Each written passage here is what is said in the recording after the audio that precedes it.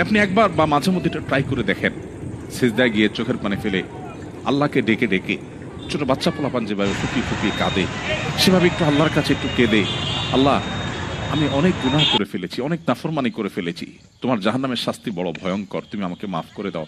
আল্লাহর কাছে চোখের পানি ফেলে মনটাকে বিগলিত করে যদি আপনি একটু চোখের পানি ফেলে মাফ চান, তাহলে আল্লাহ তাআলা ওয়াদা আছে, আল্লাহ বলেছেন লা তাকনাতু মির রাহমাতিল্লাহ, তোমরা আল্লাহর রহমতের আশা ছেড়ে দিও না, ইন্নাল্লাহা ইয়াগফিরু যুনুবা জামিআ, আল্লাহ সমস্ত গুনাহ মাফ করবেন।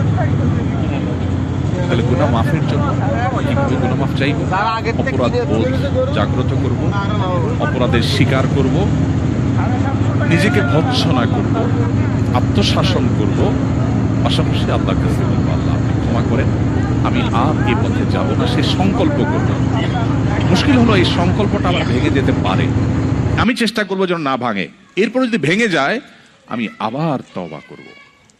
আপনি একবার বা মাঝে মধ্যে এটা ট্রাই করে দেখেন, সিজদায় গিয়ে চোখের পানি ফেলে আল্লাহকে ডেকে ডেকে, ছোট বাচ্চা পোলাপান যেভাবে ফুপিয়ে ফুপিয়ে কাঁদে সেভাবে একটু আল্লাহর কাছে একটু কেঁদে